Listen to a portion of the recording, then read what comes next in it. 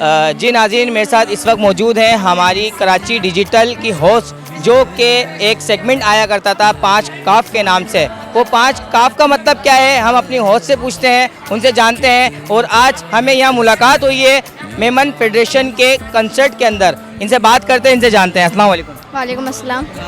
उरूज, मुझे ये बताएं, आज आप यहाँ पर आई हैं इस प्रोग्राम के अंदर, इस प्रोग्राम के बारे में बताएं कि इस प्रोग्राम का क्या मकसद था आज।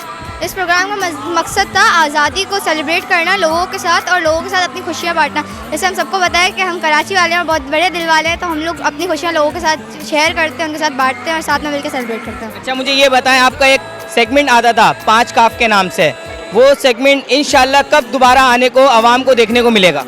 मैं एक डेट नहीं बता सकती अभी, क्योंकि मैंने ये थोड़े वक्त पहले ही स्टॉप किया, क्योंकि मेरी स्टडीज़ चल रही थी, तो बोर्ड के एग्ज़ाम आपको पता आ रहे थे, तो इसीलिए मैं कुछ टाइम के लिए रोका है। अब मैं आपको स्क्रीन पे एक नए अंदाज से मिलूंगी। अच्छा, मुझे ये बताएं कि 5 काफ का जो आपका सेगमेंट था, उसका क्या मतलब है, क्या मकसद है?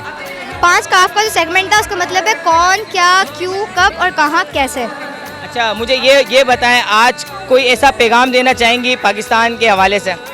मैं ये पैगाम देना चाहूँगी सबको कि आप लोग सब मिलकर रहो और ये रंग रूप ये सब छोड़ दो, क्योंकि सब ये दिखावा है और जो भी इंसान के दिल में होता है जो जी नाज़रीन, जैसा कि आपने देखा है कि हमारे होस्ट जो हैं उरूज फैज़ान, जो कि हमारे साथ थी, आज इनसे बात की, इनसे जाना कि एक 5 काफ के नाम से इनका सेगमेंट आता था, वो जो कि अनकरीब आने को है। इंशाल्लाह कब वो आएगा, कब रिलीज़ होगा, वो आपको इंशाल्लाह बहुत जल्द दिखाएंगे।